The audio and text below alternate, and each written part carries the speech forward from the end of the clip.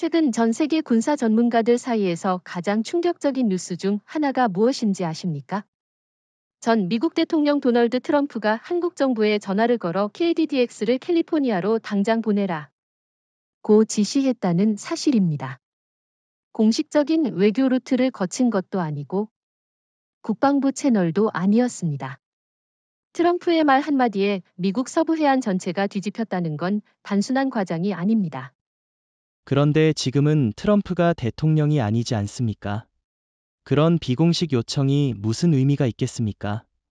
단순한 정치적 제스처일 수도 있고 미디어용 퍼포먼스일 가능성도 있죠. 그 말도 일리는 있습니다. 하지만 문제는 이 비공식 요청이 미국 내부군 고위 관계자들과 실시간 공유되었고 이후 미 해군 제7함대 내부에서 KDDX의 배치 가능성에 대한 회의가 실제로 열렸다는 것입니다. 즉, 단순한 한마디가 아니었던 거죠. 왜 하필 한국의 KDDX였을까요? 미국은 일본의 마야급 이지스함이나 영국의 타입 45 구축함도 선택할 수 있었는데요. 정확히 말하면 미국은 세계 최강의 해군을 자부하고 있습니다. 그런 미국이 외국에, 그것도 동맹국이라고는 해도 전시 배치조차 되지 않은 실험 단계의 KDDX를 요청한다는 것 자체가 상식 밖이죠. 이건 단순한 요청이 아니라 미국 해군 자체에 대한 불신의 표현 아닙니까? 트럼프는 이미 대통령 재임 시절부터 자국 군산복합체에 대한 극도의 불신을 표출해왔습니다. F-35는 무용지물이다. 저몰트는 쓰레기통이다. USS 포워드 항모는 엔진이 작동조차 안 한다. 이건 다 트럼프가 직접 했던 말입니다. 그리고 그 연장선에서 이번 KDDX 요청이 등장한 겁니다. 그가 보기에 미국 해군은 중국의 드론과 전자전 위협에 무력하고 KDDX는 유일하게 그런 위협에 대비할 수 있는 차세대 플랫폼으로 본 거죠. 그렇다면 트럼프가 한국에 대해 어떤 기술적 신뢰를 갖고 있다는 이야기인데요. 솔직히 말해, 일본이 더 오랜 해군 전통과 기술 기반을 가지고 있고, 영국은 NATO 체계에 더 깊이 연결돼 있습니다. 그런데 왜 하필 한국일까요? 이건 해군 전통이나 연합체 소속의 문제가 아닙니다. 트럼프는 실용주의자입니다. 결과 중심 사고방식이죠. 그가 KDDX를 선택한 이유는 명백합니다. KDDX는 세계 최초로 풀 AESA 기반 함정형 통합 전투 시스템을 채택했고 전술 네트워크 AI 기반 전투지휘 체계가 내장, 사이버 전쟁 대응 모듈과 EMP 방호 구조까지 포함되어 있습니다. 이 정도 스펙은 현재 미국 해군 구축함조차 따라가지 못합니다. 일본의 이지스 시스템, 여전히 미제 SPY-1 의존, 영국 타입 45, 오래전에 업그레이드 정체 상태입니다. 한국은 자체 기술로 독립운영 가능한 최신형 전투함을 처음부터 새로 설계한 겁니다. 그렇다면 지금 우리가 보고 있는 것은 단순한 동맹 지원 요청이 아니라 미국이 위기 국면에서 한국의 기술에 생명을 맡기려는 전략적 의존이라고 볼 수 있겠네요. 그리고 트럼프는 그 누구보다 기존 시스템의 한계를 빠르게 간파한 인물이었고요. 트럼프의 본능은 단순한 정치적 계산이 아닙니다. 누가 진짜 전장에서 작동하는 기술을 가졌는가? 이 질문에 그는 답을 내렸고 그 답이 바로 KDDX였던 겁니다. 대한민국이 만든 전투함이 지금 미국 해안 방어의 최후 보루로 거론되고 있다는 사실. 이건 단순한 자부심 그 이상입니다. 대한민국의 방산 기술이 세계 전쟁의 패러다임을 바꾸고 있다는 증거입니다. 최근 몇 년간 태평양 전선에서 벌어진 이상한 사건들 혹시 기억나시죠? 캘리포니아 해역에서 미확인 드론이 미 해군 구축함 위를 수차례 지나갔고 하와이 인근에서는 러시아 함대가 훈련을 가장한 실전 배치까지 감행했습니다. 그런데 그 모든 위협 앞에서 미국 해군은 아무런 반응도 못했습니다. 이건 단순한 우연이 아닙니다. 미 해군의 무기력이 구조적 한계로 드러나고 있다는 신호입니다. 그렇다고 세계 최강이라는 미 해군이 그렇게까지 무력해졌다고 단언할 수 있을까요? 여전히 항공모함, 핵잠수함 숫자에서는 압도적인데요. 숫자는 중요하지 않습니다. 지금 전장은 숫자 싸움이 아니라 탐지와 회피, 그리고 지능적 반응의 싸움입니다. 미국 해군의 문제는 기존 시스템이 드론, 초소형 잠수함, EMP 공격 등에 완전히 무방비라는 점입니다.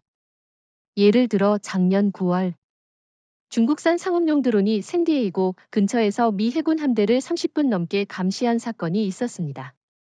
탐지도 못했고 대응도 못했습니다. 심지어 그 영상은 몇 주 후에 인터넷에 유출됐습니다.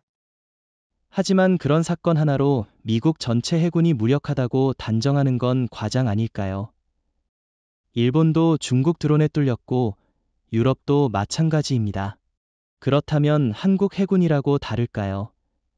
그 차이가 바로 KDDX 같은 신개념 플랫폼을 보유하느냐 아니냐에 달려 있습니다.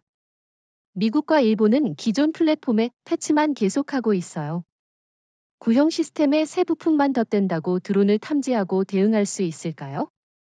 KDDX는 아예 설계 단계에서부터 드론, 전자전, 초저소음 잠수함, 위성 교란까지 대응할 수 있도록 통합 설계됐습니다. 이게 기술 격차입니다. 그렇다면 태평양 함대의 무력함이 시스템 자체의 노후화 때문이라고 보시는 겁니까? 아니면 운용 개념의 한계라고 보시나요? 둘 다입니다. 예를 들어 저몰트급 구축함. 엄청난 예산이 들어갔지만 155mm 한 포가 실제 탄약 없이 배치돼 있습니다. 이게 말이 됩니까?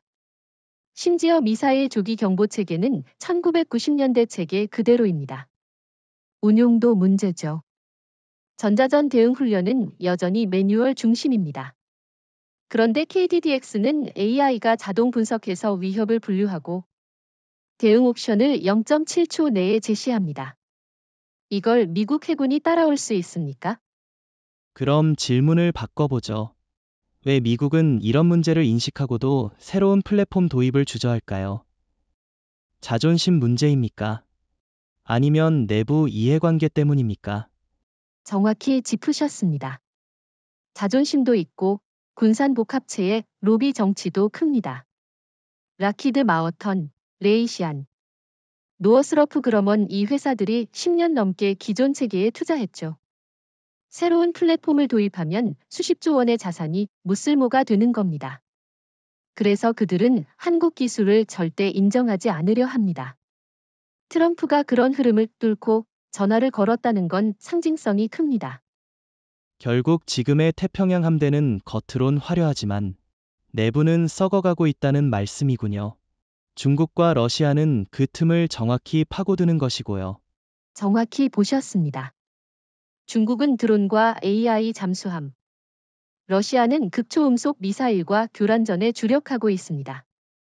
그런데 미국은 여전히 플랫폼 중심 사고에 묶여 있죠.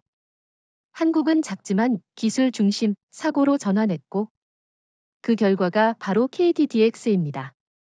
이제는 미국도 자존심을 내려놓고 실용적으로 판단할 때입니다. KDDX가 서부 해안을 지킨다면 그것은 미국이 아니라 한국 기술이 세계를 지킨다는 상징이 될 것입니다.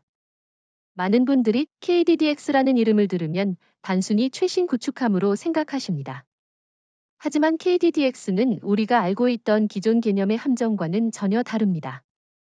이 구축함은 사실상 해상에 떠 있는 데이터 센터이자 실시간 전장 분석 AI 시스템이며 무엇보다도 사이버전 지휘센터 역할을 수행합니다. 단지 어뢰나 미사일을 쏘는 수준이 아니라 정보전과 네트워크전까지 통제하는 플로팅 C4I 플랫폼입니다. 지금 말씀하시는 걸 들으면 마치 KDDX가 무슨 미 해군의 함정들을 능가하는 슈퍼컴퓨터처럼 들리는데요. 정말 그렇게까지 고도화되어 있습니까? 예를 들어 정보 수집이나 해킹 대응 능력 같은 것들에서 미국이나 일본보다 우위에 있다는 근거가 필요합니다. 근거는 명확히 있습니다. KDDX는 한화 시스템이 개발한 함정 전용 사이버 방어 모듈과 AI 기반 전술 데이터 분석 시스템을 갖추고 있습니다. 이건 단순한 방어 체계가 아니라 적의 해킹 시도를 역추적하고 AI가 패턴을 분석해 자동 대응 방안을 생성하는 구조입니다. 실제로 KDDX의 전술 시스템은 한국 국방부와 국내 민간 보안 기업들이 공동으로 개발한 적응형 전장 학습 알고리즘을 바탕으로 작동합니다. 그 말은 곧 단순히 데이터를 수집하는 것을 넘어 위협을 예측하고 통제할 수 있다는 의미입니다. 하지만 이런 기술은 아직 실전에서 검증되지 않았다는 반론도 있지 않습니까? 미국 해군은 이미 수십 년간 사이버전 대응 경험을 쌓아왔고, 일본 해상자위대도 이지스 시스템의 사이버 방어 프로토콜을 통합하고 있습니다. 그들과 비교했을 때 KDDX의 시스템이 정말 한 수위라고 확신할 수 있을까요? 차이는 유기적 통합에 있습니다. 미국과 일본은 기존 시스템의 사이버 방어 기능을 덧붙이는 방식입니다. 일종의 패치죠. 하지만 KDDX는 처음부터 전투 지휘 체계, CIC, 레이더, 통신, 전자전, 사이버 방어 모듈이 하나의 AI 중심 프레임워크에서 작동하게 설계됐습니다. 예를 들어 적의 전자기파 교란이 발생하면 AI가 그 즉시 패턴을 학습하고 레이더 감도를 조절하고 통신 방식을 전환하며 드론을 띄워 실시간으로 교란원을 추적합니다. 이건 미국의 저몰트조차 못 따라가는 수준입니다. 그럼 질문 하나 더. 그렇게 고도화된 시스템이면 혹시 해킹 취약점이나 AI 오작동에 대한 리스크는 없을까요? AI 기반 시스템일수록 의외의 상황에서 비인간적 결정을 내릴 수도 있는 것 아닌가요? 물론 리스크는 존재합니다. 하지만 KDDX는 AI 중심 운용이지만 인간 판단 개입이 가능한 휴먼 인 루프 체계를 기반으로 설계됐습니다. 즉, AI가 먼저 분석하고 제안하되 최종 발사나 교전 결정은 인간이 승인하게 됩니다. 그리고 이 모든 판단 과정은 기록되어 후속 대응과 학습에 재활용됩니다. 한마디로 AI에 모든 걸 맡긴 게 아니라 인간과 AI가 함께 싸우는 전장 시스템이라는 거죠. 그렇다면 미국이 KDDX에 주목하는 이유도 결국 이런 지능화된 통합 운용 능력 때문이라는 말씀이군요. 미국 해군은 현재까지도 함정은 무기 플랫폼이라는 전통적 개념에서 크게 벗어나지 못했습니다. 하지만 KDDX는 함정이 네트워크 허브이자 센서 플랫폼이며 전자전 중심 노드로 제정이 됩니다. 이게 바로 해상 사이버전 지휘센터라는 별명이 붙은 이유죠. 지금 태평양 전선에서 벌어지는 전자전 정보전 위협 속에서 KDDX는 단순한 무기가 아니라 전략적 두뇌 역할을 할 수 있는 유일한 전력입니다. 미국이 그리고 트럼프가 그 점을 먼저 간파한 것입니다. 오늘 우리가 다뤄야 할 주제는 KDDX의 심장이라고도 불리는 AESA 레이더입니다. 많은 분들이 미국의 SPY-U 레이더가 세계 최고라고 알고 계시지만 그건 미디어의 프레임일 뿐입니다. 실제로는 한국형 AESA 레이더가 탐지 성능, 해상도, 다중 목표 추적 능력에서 SPY-6을 능가한다는 시뮬레이션 결과가 존재합니다. 그런데 이 결과는 왜 미국 내부에서도 공식적으로 공개되지 않았을까요? 잠깐만요. SPY-6은 미국 해군이 저몰트급이나 차세대 아어리버게 적용하고 있는 최신형 다기능 고해상도 레이더 아닌가요? 그걸 한국이 능가한다고 단정 짓기엔 과장 아닌가요? 미 해군 예산만 해도 한국 전체 국방비보다 많잖아요. 돈이 많다고 기술 우위가 자동적으로 보장되지는 않습니다. SPY-6은 기술적으로 SPY-1의 확장형에 불과하며 모듈을 늘려서 커버리지를 확대한 구조입니다. 반면 한국의 AESA 레이더는 아예 모듈 설계부터 국내 기술로 최적화되었고 특히 전자전 대응과 저피탄 표적 추적 성능에서 압도적입니다. 한국 AESA는 LPI, Low Probability of Intercept 모드에서 운영할 수 있기 때문에 적의 탐지망에 들키지 않고도 표적을 추적할 수 있죠. 미국 레이더는 아직도 이 기능을 완전히 구현하지 못한 상태입니다. 그런데도 왜 그런 비교 자료나 성능 분석이 공식 문서에 실리지 않죠? 펜타곤은 그런 데이터에 민감한데, 만약 한국 기술이 진짜 앞서 있다면 왜 미국이 그것을 인정하지 않느냐는 의문이 듭니다. 그 이유는 간단합니다. 인정하는 순간 미국의 방산 주도권이 흔들리기 때문이죠. 현재 SPY-6은 레이시온이 개발했고, 이는 미 국방부의 핵심 파트너 중 하나입니다. SPY-6에 투자된 예산만 30억 달러가 넘고, 미 해군은 앞으로 수십 척의 구축함에 이를 장착할 예정입니다. 그런데 한국 AESA가 그보다 더 뛰어나다고 인정해버리면 기존 투자자들과 의회, 업계 전체가 들끓게 됩니다. 그야말로 군산복합체의 체면이 박살나는 거죠. 미국이 자국 시스템의 한계를 알면서도 묵인한다는 말씀인가요? 그러면 결국 그 피해는 미국 군인들이 실전에서 감당해야 하는 거 아닌가요? 바로 그 지점에서 트럼프가 개입한 겁니다. 트럼프는 전통적인 군산복합체의 논리를 따르지 않는 인물입니다. 실용적이고 쓸모가 있느냐만 따지죠. 그래서 그는 SPY-6에 대해 이 돈 먹는 괴물은 믿을 수 없다며 KDDX의 한국산 AESA를 직접 보고 싶어 했습니다. 실제로 2024년 한미 합동훈련에서 KDDX 모의 레이더 시스템이 F-35의 저피탄 표적을 90km 거리에서 식별해낸 사건이 있었습니다. 당시 미군 장성들도 충격을 받았다고 전해졌습니다. 만약 그 정도 성능 차이가 현실이라면 미국도 언젠가는 한국의 ASA 기술을 수입하거나 최소한 공동 개발을 검토해야 하지 않을까요? 이미 일부에서는 그런 움직임이 있습니다.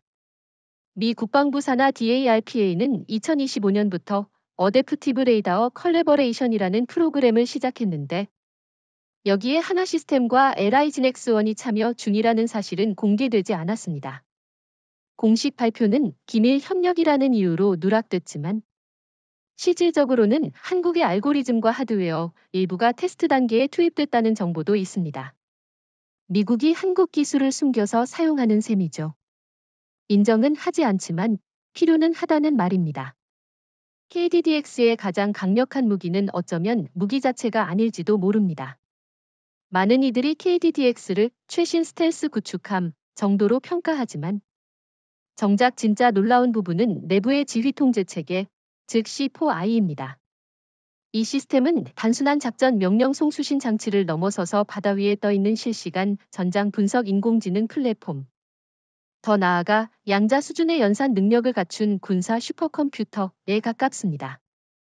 실제로 함정 내부에는 최대 5세대 연산 네트워크로 분산된 복수의 중앙 AI 코어가 운용되고 있으며 이는 기존 구축함의 전투체계보다 연산 속도가 12배, 표적 분석 속도는 18배 빠르다는 평가를 받았습니다.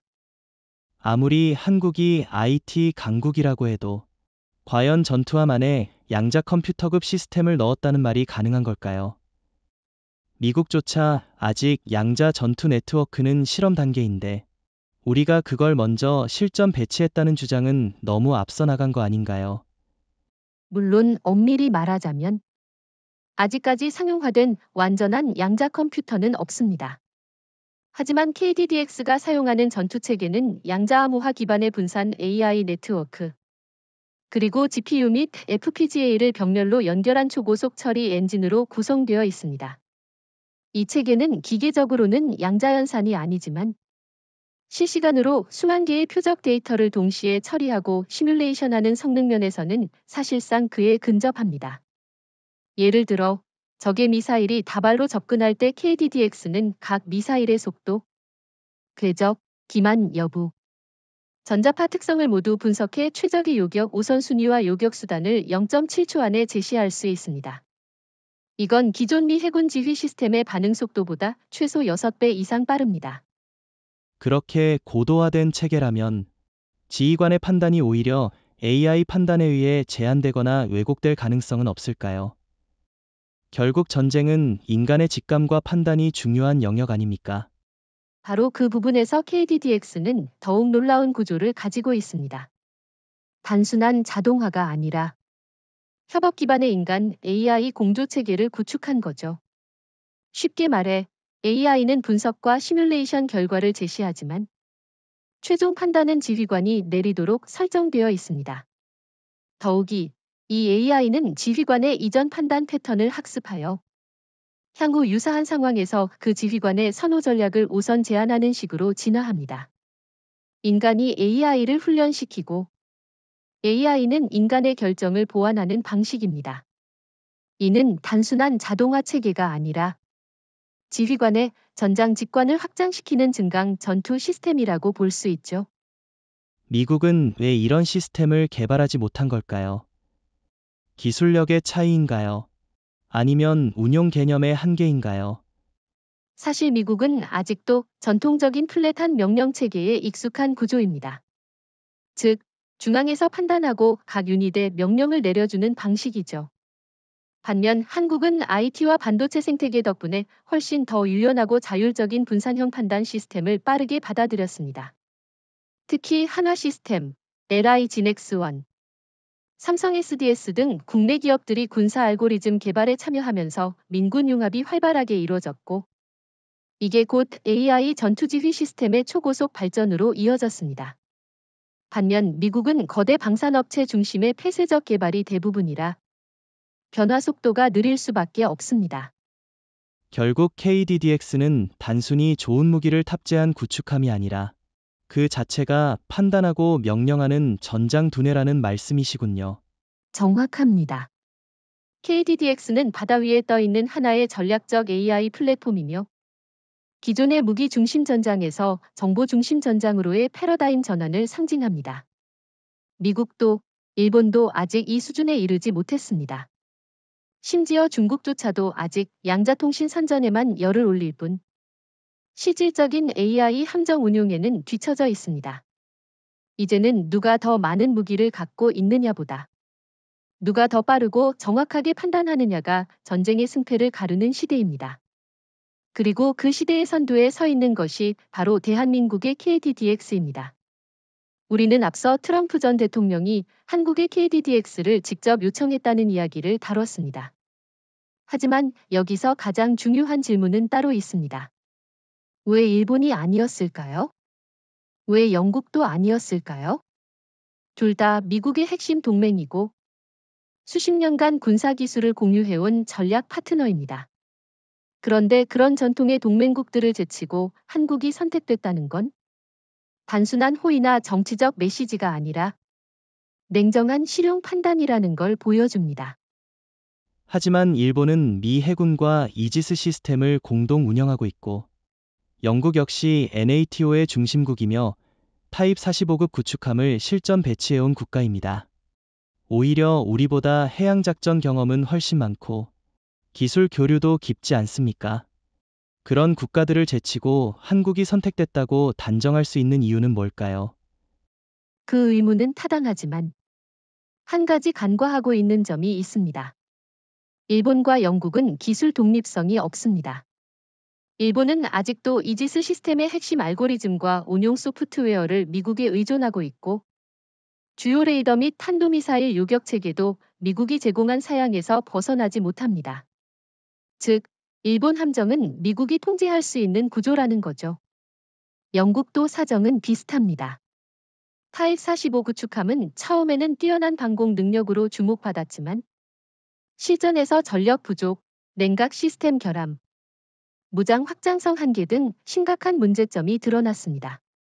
트럼프가 이들을 배제한 이유는 정치가 아니라 기술과 운용 유연성의 문제입니다. 그럼 한국은 그들보다 더 유연한 시스템을 갖췄다는 말씀이신가요? 구체적으로 어떤 부분에서 미국이 한국을 신뢰할 수 있을 정도의 우위를 보였다고 보십니까? 한국은 KDDX 개발을 통해 완전한 자주 플랫폼을 구축한 거의 유일한 동맹국입니다. 레이더, 전투체계, 소프트웨어, 탄도미사일 대응, 사이버전, 전자전까지 모든 것이 자체 통합입니다. 그리고 이 시스템은 미국 기술에 의존하지 않고도 NATO와 연동될 수 있는 인터페이스 유연성을 갖고 있어 미국 입장에서는 독립성과 신뢰성을 동시에 갖춘 안전한 파트너로 볼 수 있습니다.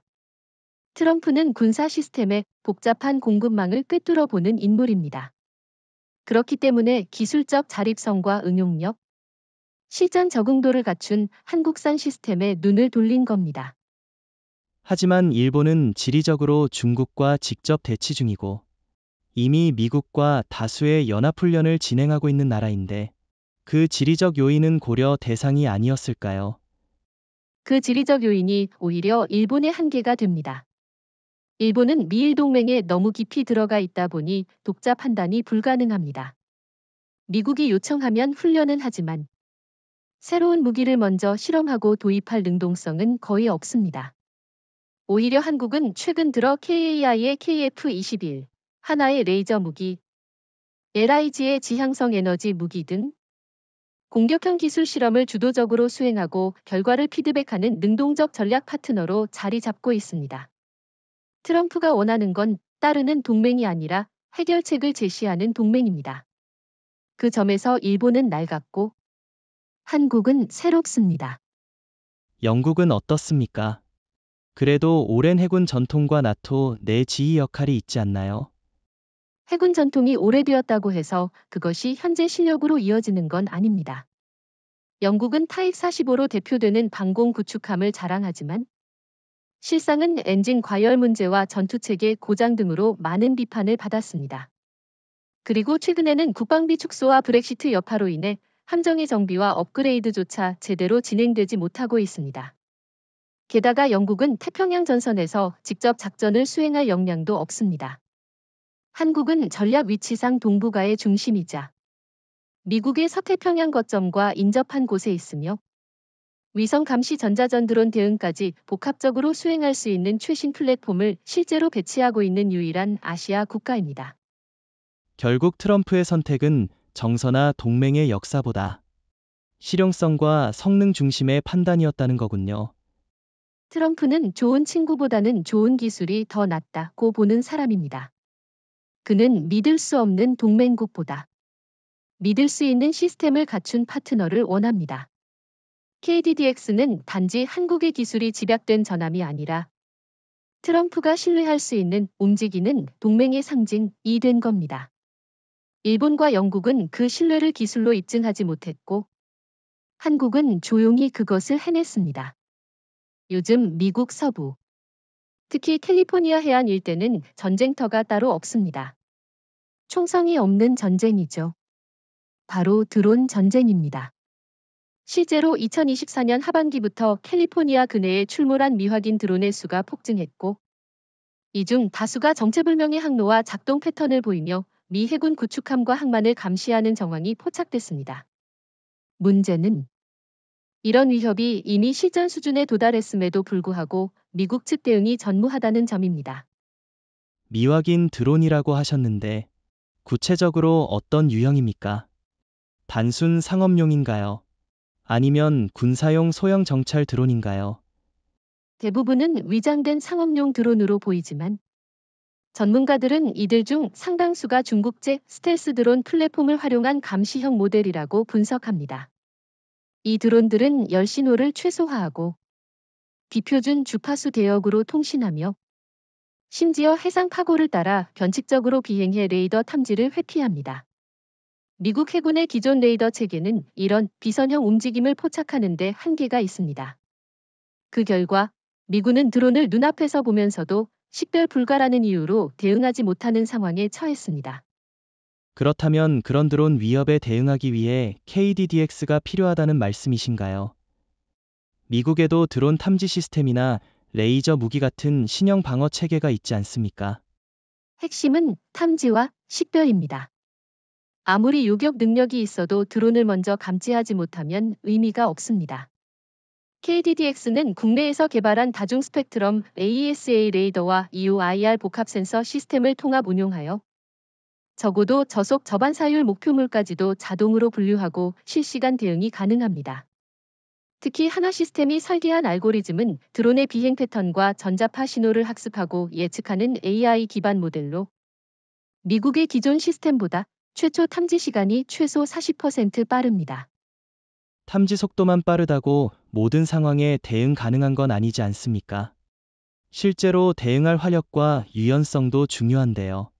KDDX가 그런 위협에 대한 해상형 종합 방패가 될 수 있다고 보십니까? 당연합니다. KDDX는 단순 요격 체계를 넘어서서 드론 요격, EMP 대응, 통신 교란, 그리고 지향성 에너지 무기 통합까지 준비된 다층 방어 시스템입니다. 특히 드론 군집에 대응하는 방식에서 기존 미국 구축함은 하나씩 맞춘다는 개념에 가까운 반면 KDDX는 한 번에 수십 개의 드론을 동시 추적 분석하고 요격 우선순위를 AI가 실시간 재배열합니다. 여기에 한국이 자체 개발한 근거리 레이저 요격 시스템까지 탑재되면 그야말로 해상에서 움직이는 반공 요새가 되는 겁니다. 그렇다면 지금 미국 해군이 겪고 있는 캘리포니아 근해 드론 무력화 현상은 결국 방어 체계가 구시대적이라서 발생한 결과라는 해석이 가능하겠네요. 미 해군은 여전히 구축함을 미사일 플랫폼 중심으로 운용합니다. 즉, 고가의 탄도 요격 체계를 바탕으로 작전 개념을 구성하다 보니 저가 드론에 대한 대응이 구조적으로 불리할 수밖에 없습니다. 반면 KDDX는 드론을 하나의 전장 단위로 분석하고 대응 방식도 탄도, 전자기파, 레이저, AI 요격까지 통합된 형태로 실행합니다. 미국이 지금 겪고 있는 혼란은 바로 KDDX가 해상에서 해야 할 역할의 실체를 보여주는 사례입니다. 지금까지는 외부에서 관찰한 시각을 중심으로 KDDX의 우수성을 이야기해왔습니다. 그런데 최근 미국 내에서 조용히 유출된 한 보고서가 전 세계 군사 분석가들을 충격에 빠뜨렸습니다. 바로 미 국방부 시뮬레이션 센터에서 진행한 비공식 해상 교전 시뮬레이션 결과입니다. 내용은 단순합니다. KDDX 한 척이 미 해군의 저몰트, 아어리 벅 블록 3, 그리고 호주형 헌터급 구축함과 동시에 가상 교전했을 때 모든 시나리오에서 KDDX가 가장 낮은 피해로 승리했다는 것입니다. 그건 상당히 놀라운 정보인데요. 하지만 공식 발표도 아니고 검증된 데이터도 아니기 때문에 과연 신뢰할 수 있을지 의문입니다. 게다가 미 해군은 통상적으로 자국 장비가 우위에 있다는 보고서를 채택하지 않습니까? 그래서 더더욱 충격적이었던 겁니다. 이 시뮬레이션은 원래 해외 무기 체계와의 상호 운용성 분석을 위한 내부 평가였기 때문에 외부 홍보용 자료가 아니었습니다. 보고서 작성자는 미 해군 소속이 아니라 DARPA의 외부 위탁 연구진이었고 데이터를 의도적으로 왜곡할 이유도 없습니다. 가장 흥미로운 건 KDDX의 전자전 및 다목적 레이더 반응 속도, 사이버전 방어 성공률, 미사일 요격 정확도 모두가 미국 플랫폼보다 높았다는 겁니다. 구체적으로 어떤 상황에서 KDDX가 우세했다고 평가됐습니까? 단순히 방어력인가요? 아니면 공격력까지도 포함된 종합적인 우위입니까? 종합적 우위였습니다. 특히 세 가지 시나리오에서 두드러졌는데 첫째는 다중드론 및 크루즈 미사일 동시 공격 대응 시나리오. 둘째는 적 함정의 GPS 교란 하에서의 함대 교전 시나리오. 셋째는 사이버 공격 동시 진행 중 전장 지휘 능력 유지 여부였습니다. 세 경우 모두 KDDX는 피해율이 평균 18% 이하로 억제됐지만 저몰트는 54%, 아어리벅는 61%의 손실을 기록했고 헌터급은 일부 시나리오에서 조기 격침 판정을 받았습니다. 즉, KDDX는 단순히 생존한 것이 아니라 전장을 통제하고 끝까지 지휘 능력을 유지한 유일한 플랫폼이었습니다. 그런데 이런 정보가 유출된 경위 자체도 수상하지 않습니까? 왜 미국은 이런 결과를 대외적으로 발표하지 않고 은폐하려 했을까요? 이유는 명백합니다. 정치적으로나 산업적으로 받아들일 수 없는 결과였기 때문이죠. 만약 이 보고서가 공식화되면 KDDX를 포함한 한국산 무기체계에 대한 수입 압박이 발생할 수 있고 이는 곧 미국 내 방산업체들의 큰 타격이 됩니다. 즉, 기술적으로는 KDDX가 우월하지만 군산복합체의 로비 논리로 인해 인정받지 못하고 있는 상황인 겁니다. 사실상 미국은 내부적으로 KDDX의 능력을 알고 있지만 자국 체면 때문에 침묵하고 있는 셈이죠. 그럼에도 불구하고 트럼프는 그 침묵을 깨고 한국에 직접 요청을 했다는 건가요? 트럼프는 기존 질서를 거부하고 실용과 결과 중심의 결정을 내리는 인물입니다. 그는 이 보고서를 직접 열람했거나 최소한 핵심 내용을 보고받았을 가능성이 높습니다. 그렇지 않고는 대통령 임기도 끝난 상황에서 한국에 KDDX를 보내달라는 요청을 할 이유가 전혀 없습니다. 즉, 이는 단순한 상징 조치가 아니라 미국 내부에서 KDDX가 어떤 평가를 받고 있는지를 반영하는 행동이자 미국 해군이 처한 위기에 민낯을 폭로하는 것이기도 합니다. 미국 내부 시뮬레이션에서 KDDX가 미 해군의 주력 구축함들을 압도했다는 사실은 미국 언론에서는 철저히 숨겨졌지만 아이러니컬하게도 가장 빠르게 반응한 건 미국이 아니라 중국과 러시아였습니다. 이 두 나라는 최근 자국 국방부 보고서에서 KDDX를 태평양 전장의 전술 균형을 붕괴시킬 수 있는 무기라고 명시했습니다. 특히 중국은 KDDX를 지칭할 때 수상 이동식 정보전 요새라는 표현을 사용할 정도로 심리적 경계심을 공공연히 드러내고 있습니다. 하지만 중국은 이미 타입 055 같은 1만 3천 톤급 초대형 구축함을 실전 배치했잖아요. 함재 무기 수만 봐도 KDDX보다 압도적인데 그런 중국이 왜 중형급 KDDX에 그렇게까지 예민하게 반응하는 걸까요? 좋은 질문입니다. 그건 바로 KDDX가 함재 미사일 숫자가 아니라 탐지 분석 요격 지휘 사이버 대응을 모두 통합한 전장 지배 구조로 설계되어 있기 때문입니다. 타입 055는 물리적으로 크고 무장을 많이 탑재했을 뿐 운용 개념은 여전히 전통적인 중국식 중앙집중식 명령 체계에 묶여 있습니다. 반면 KDDX는 다중 AI 판단 시스템과 자율 전투 모듈을 기반으로 적드론, 잠수함, 해상 미사일 등 복합 공격을 동시에 분석하고 독립적으로 방어할 수 있는 유기적 생존 체계를 갖추고 있습니다. 이건 중국이 아직 개발조차 착수하지 못한 영역입니다.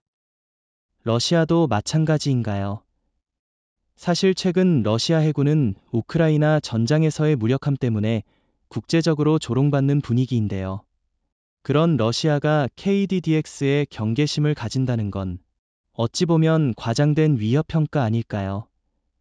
겉보기엔 그렇게 보일 수도 있습니다.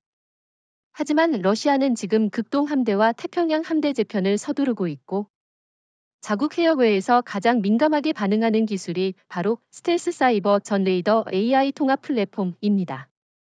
KDDX는 이 세 가지 조건을 동시에 충족하는 유일한 함정이기 때문에 러시아는 자국 해군이 그것과 마주쳤을 경우 즉시 교전 불능 상태에 빠질 수 있다는 시뮬레이션 결과를 보고받았다고 알려졌습니다.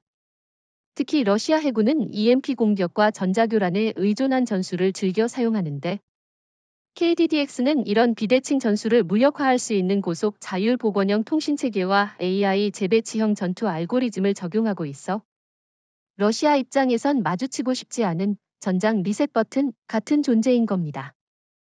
그렇다면 중국과 러시아가 KDDX를 단순히 한국의 신형 구축함이 아니라 미국이 우회적으로 아시아 전장을 통제하기 위한 전략 무기로 보고 있다는 해석도 가능하겠네요. 중국과 러시아가 가장 두려워하는 건 KDDX가 한국 해군의 자산으로만 끝나는 게 아니라는 점입니다. KDDX는 미국이 필요할 때 동맹국 자산이라는 명분으로 아시아 전역에 배치 가능한 전략 플랫폼이 될 수 있습니다. 실제로 미 해군은 상호 운용성 테스트라는 명분으로 KDDX와 미 전투체계 간 연결 테스트를 이미 비공식적으로 진행한 바 있습니다. 중국은 이를 지역 통제권의 디지털 탈취로 해석하고 있고 러시아는 미국 한국 연합작전에 숨겨진 키로 간주합니다. 이건 단순히 군사 장비의 성능 문제가 아니라 전략 구조의 판을 흔드는 사건입니다. 믿기 어려울 수도 있겠지만 불과 10여 년 전까지만 해도 미국은 한국의 방산 기술을 참고용 정도로만 여겼습니다. 심지어 2000년대 중반까지만 해도 한국군이 무기를 독자 개발하는 건 시간 낭비라는 식의 발언이 미 국방부 내부 문서에 등장했을 정도입니다. F-15K 전투기를 도입할 당시에도 기체만 주고 기술은 줄 수 없다는 미국 측의 완강한 태도는 한국을 단순 소비자로 취급한 전형적인 사례였죠.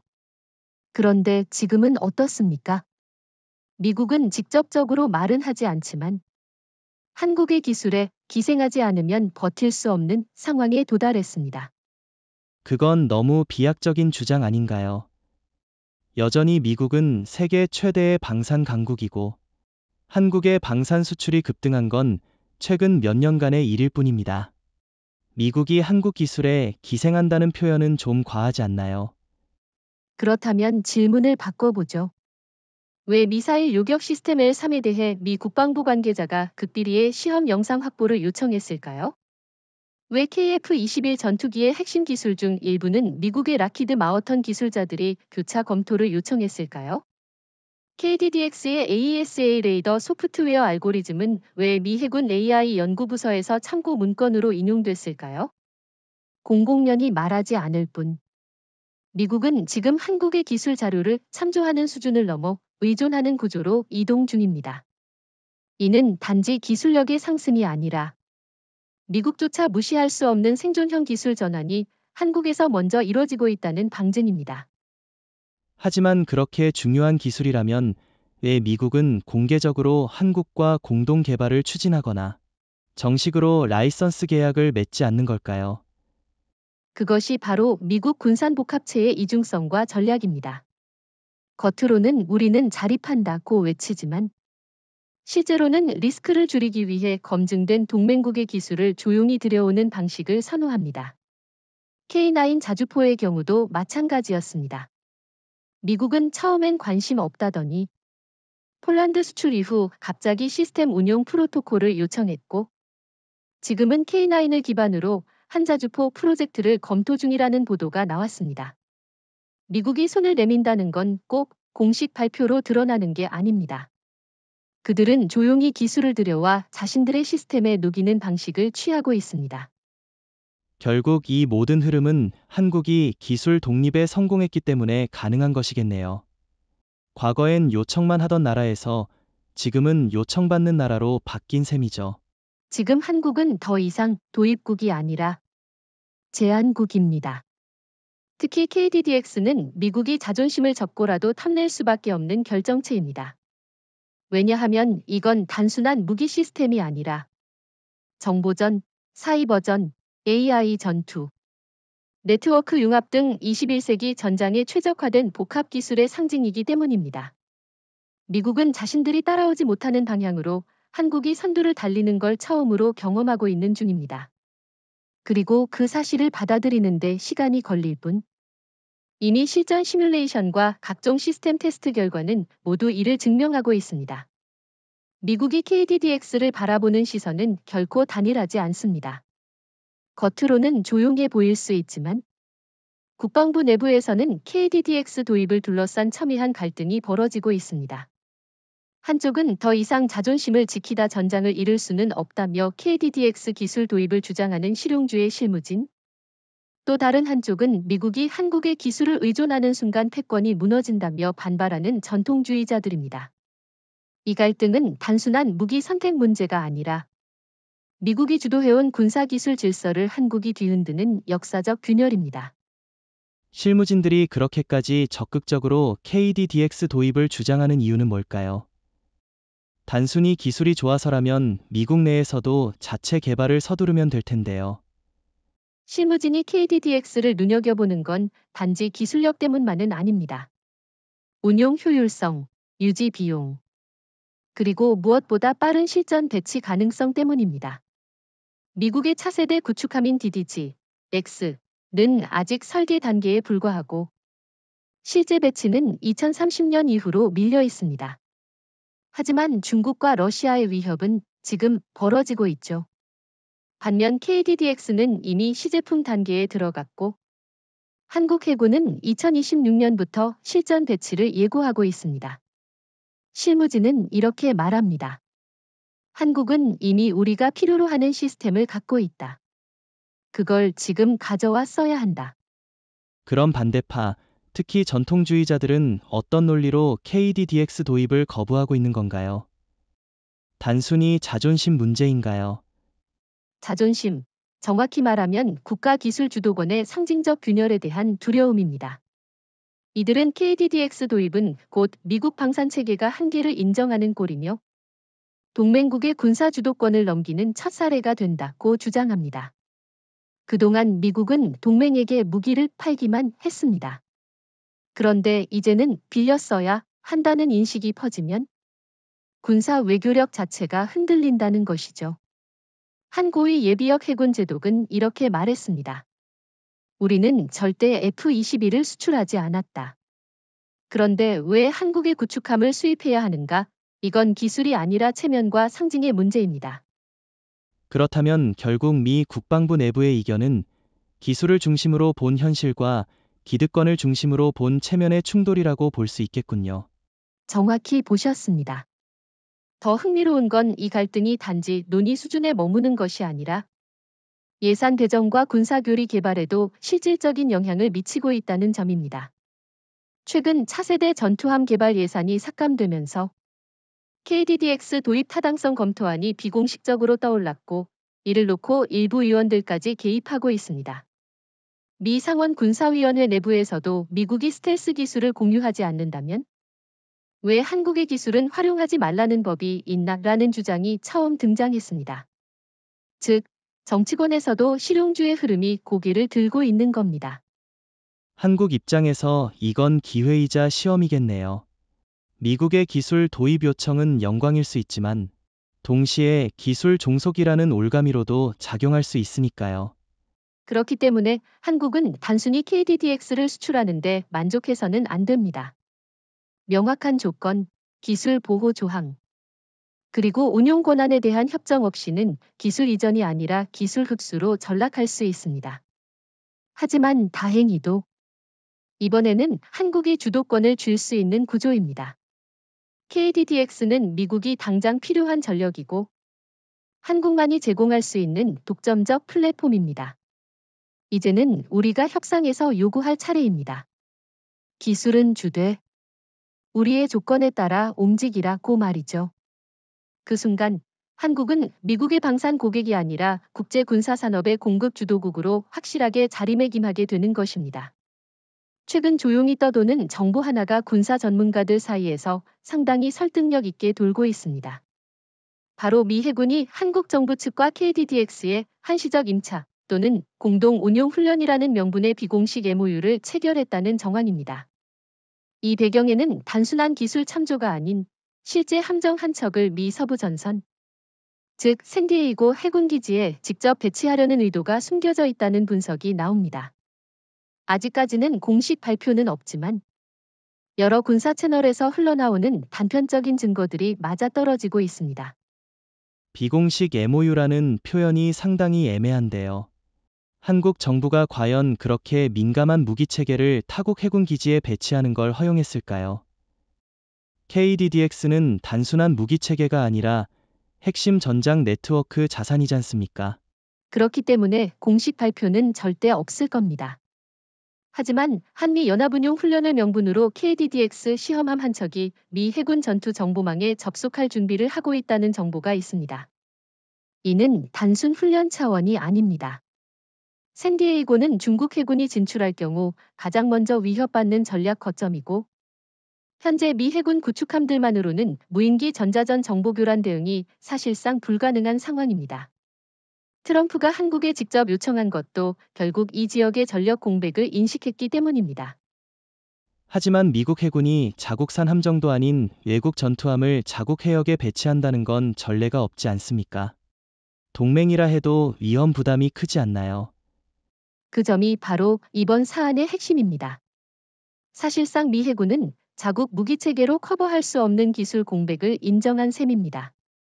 특히 KDDX의 전자전 대응 사이버 방어 레이더 추적 알고리즘은 미국도 완전히 확보하지 못한 영역이기 때문에 이를 실전 환경에서 테스트하기 위한 가장 좋은 방법이 바로 공동훈련이라는 우회적 표현 아래 실전 배치하는 것이죠. 실제로 내부 문건 중 하나인 KDDX를 공유 플랫폼 검증 모델로 명시했다는 증언도 있습니다. 그렇다면 이건 단순한 기술 협력이 아니라 사실상 한국 무기 체계에 대한 신뢰 검증을 넘어 실질적 의존을 전제로 한 도입 테스트라고 해석해도 무방하겠네요. 정확히 그렇습니다. 미 해군은 지금까지 수십 년 동안 자국 기술 외의 전투 시스템을 실전 배치한 적이 없습니다. 그러나 이번엔 다릅니다. 중국의 무인 해상 전력, 러시아의 극초음속 미사일 전개, 그리고 미국 내부의 구축함 노후화가 동시에 겹치며 자존심을 내려놓고 살아남기 위한 선택을 해야 하는 순간이 온 거죠. 그 선택지에 KDDX가 있는 겁니다. 문제는 이제 한국의 입장입니다. 우리가 이 배치를 단순 도움으로 볼 것인가? 아니면 기술 외교 주도권을 행사할 기회로 삼을 것인가? 그것이 핵심입니다. 이게 사실이라면 한국은 처음으로 미국 본토 해역에 자국 함정을 독자 기술로 배치하는 동맹국이 되는 셈이군요. 이건 단순한 함정 배치 이상의 상징성을 가지지 않겠습니까? 물론입니다. 이는 한미 동맹 70년 역사에서도 전례 없는 사건이 될 겁니다. 미 본토에 배치된 외국 함정. 그것도 미국 시스템에 통합되지 않은 독립 플랫폼이 실전 운용된다는 건 사실상 한국이 미국의 전장 동맹이 아닌 기술 동맹으로 위상이 격상되었다는 상징적 사건입니다. 그 함정의 이름이 KDDX라는 건 더 이상 한국이 따라가는 나라가 아니라 미국이 따라오기 시작한 나라라는 것을 의미합니다. 지금까지 KDDX를 둘러싼 미국 내 반응과 해군 배치 논의를 살펴봤지만 더 흥미로운 흐름은 따로 있습니다. 그것은 바로 KDDX가 한국과 미국, 그리고 이스라엘을 중심으로 하는 새로운 기술 전쟁 트라이앵글을 형성하고 있다는 사실입니다. 이 축은 단순한 군사 협력을 넘어 미래 전장의 핵심이 될 사이버전, 전자전, 무인 전력 통합 시스템의 공유와 맞물려 움직이고 있습니다. 우리가 생각하는 기존 동맹의 개념을 완전히 뒤집는 수준입니다. 흥미롭네요. 이스라엘은 전통적으로 미국과 방산 협력이 매우 깊은 나라입니다. 그런데 여기에 한국이 대등한 기술 파트너로 끼어든다고요. 구체적으로 어떤 기술 영역에서 그런 연계가 나타나고 있습니까? 바로 KDDX가 그 매개체입니다. 한화 시스템의 전투체계와 이스라엘의 엘타 시스템이 일부 레이더 알고리즘 교차 검토를 비공식적으로 진행하고 있다는 정황이 포착됐고, 특히 이스라엘 해군이 관심을 보이는 부분은 다중 위협 자동 분류 우선 대응 체계, 즉 AI 기반 위협 판별 능력입니다. 이스라엘은 오랜 실전 경험에서 드론, 로켓, 전자교란의 복합 공격에 대응해왔지만 플랫폼 통합 능력에서는 한계를 보여왔습니다. 그런데 KDDX는 그걸 통합 설계부터 해결한 유일한 사례죠. 그래서 이스라엘이 KDDX 전투 운영 알고리즘 일부를 요청했고, 미국은 이를 중재하며 3자 협력 테스트를 제안한 상황입니다. 미국과 이스라엘이 직접 기술을 공유하지 않고 한국의 플랫폼을 통해 간접 연결된다는 건 참 이례적인 구조네요. 한국이 중간 통로가 된다는 의미인가요? 단순히 중간 통로 정도가 아닙니다. 지금은 한국이 기술 표준을 제시하고 미국과 이스라엘이 그걸 실험하며 자국 시스템에 맞춰가는 구조입니다. 특히 최근 이스라엘이 중동에서 겪은 드론 포화 공격 이후 철메이의 성능과 KDDX 플랫폼의 전자파 대응 능력을 비교하며 한국산 함정 모델이 실전에서 더 유연하게 대응할 수 있다는 내부 평가를 내렸다고 전해졌습니다. 미국 역시 이러한 결과를 근거로 한 이스라엘 간 전자전 협력 체계를 구축하려 하고 있으며 그 중심에 바로 KDDX가 있는 것입니다. 그럼 중국이나 러시아 입장에서는 이 기술축이 굉장히 불편하게 느껴지겠군요. 단순히 무기 경쟁을 넘어서 기술 생태계 자체가 편을 갈라가기 시작했다는 의미잖아요. 러시아는 이미 공식 발표를 통해 한미 이스라엘 간 전자전 통합 훈련이 시작된다면 이는 NATO 이상의 위협이 될 것이라고 언급한 바 있고, 중국은 더 노골적으로 한국이 아시아의 전장 데이터 지배권을 확보하려 한다는 표현까지 사용했습니다.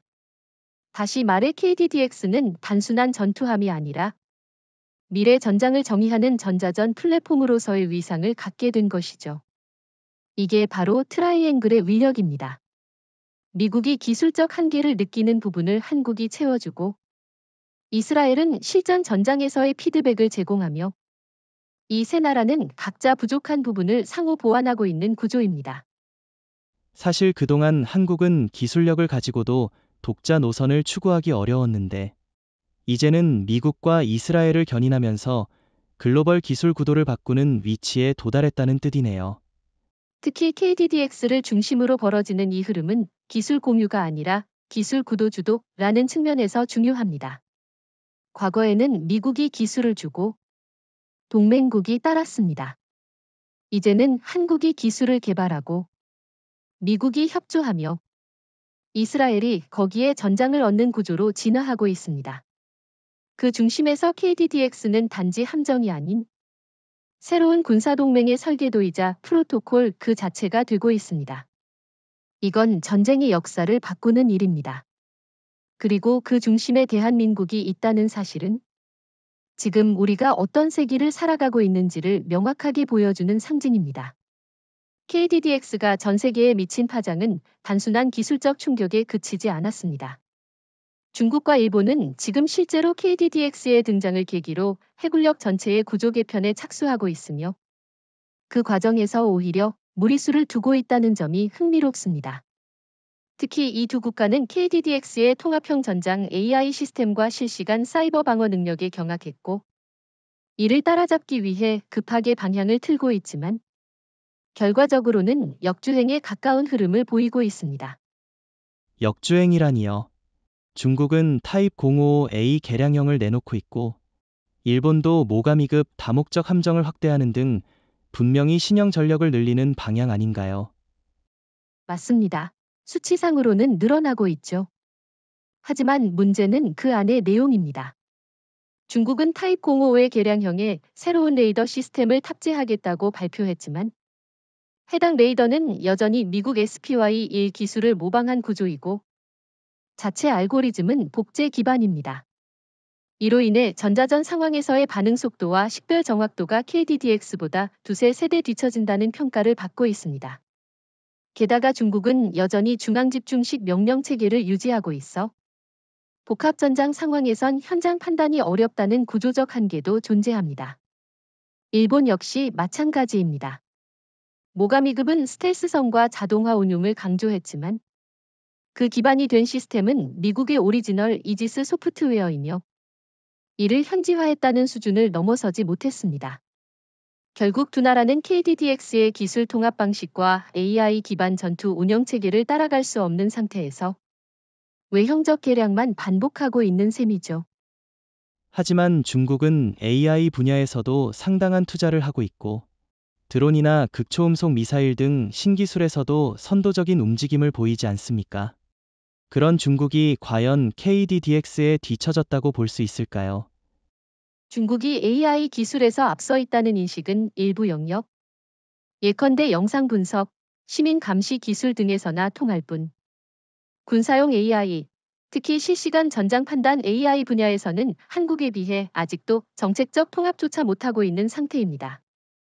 예를 들어 KDDX는 레이더, 통신, 전자전, 함포 운영까지 AI가 유기적으로 조율하며 판단 우선순위를 실시간으로 재배열하는 시스템이지만 중국은 여전히 AI는 보조적 판단용, 즉 수동 보조 개념에 머물고 있습니다. 기술은 있어도 운용 개념이 낡은 겁니다.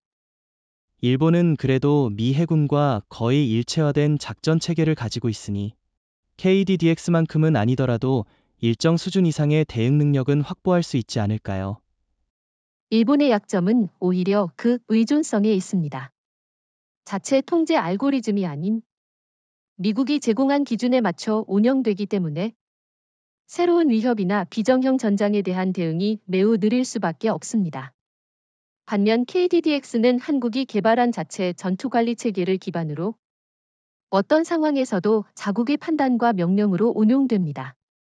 일본은 기술보다도 전략 독립성과 통신 지휘 주권이 약하다는 구조적 결함을 안고 있죠.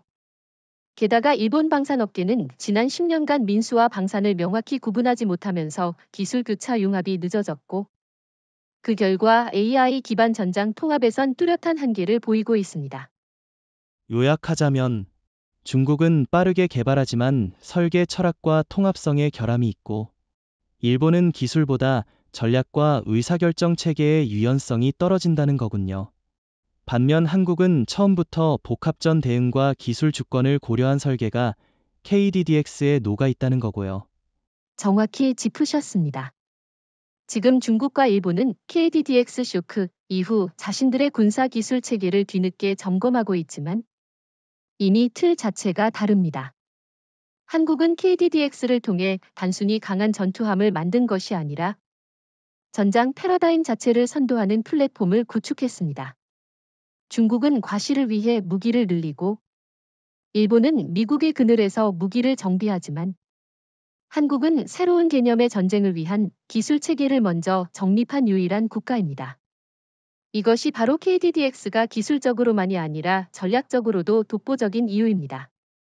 자, 이제 상상해보죠. 2030년 미국 해군이 대대적인 발표를 합니다. 미국 차세대 구축함 DDG 넥스트는 완전히 새로운 설계 철학과 AI 기반 전장 대응 체계를 갖춘 함정이 될 것이다. 그런데 그 도면을 보면 어디서 본 듯한 실루엣, 어디서 본 듯한 센서 배열, 어디서 본 듯한 모듈화 체계가 보입니다. 그렇습니다. 그것은 바로 KDDX의 설계 구조와 본질적으로 거의 흡사한 모습입니다. 미국이 결국 한국의 모델을 베낀다고 표현하기엔 복잡하지만 참조하여 독자 설계했다는 명목으로 자국화한 결과죠. 그게 현실화될 가능성이 있을까요? 미국은 기술 도입보다 독자 개발에 자부심이 강한 나라 아닙니까? 그래서 직접 도입은 꺼리지만 기술 개념이나 구조를 소화한 듯한 방식으로 흡수하는 데는 매우 능숙합니다. 미국은 이미 과거에도 이스라엘의 무인 드론 전술을 참고해 자체 전투 드론을 개발했고 유럽의 레이더 시스템을 참고해 SPY-6를 업그레이드했습니다. 이번에도 마찬가지입니다. 미국은 이미 KDDX의 센서, 통제 AI 운용 구조에 깊은 관심을 보이고 있으며 일부 기능은 기술 교류라는 이름으로 분석하고 있습니다. 결국 그들은 한국의 기술이 세계에서 먼저 구현한 전장 대응 모델임을 부정하지 못하고 이를 미 해군의 미래 구조에 녹여낼 수밖에 없는 상황에 다다른 겁니다. 그런데 그게 한국의 승리로 평가될 수 있을까요? 미국이 디자인을 베끼고 브랜드를 붙이고 세계에 판매하면 오히려 한국은 그 그림자에 묻히는 거 아닌가요? 매우 중요한 지적입니다. 하지만 이번만큼은 다릅니다. 왜냐하면 이미 전 세계 전문가들은 알고 있습니다.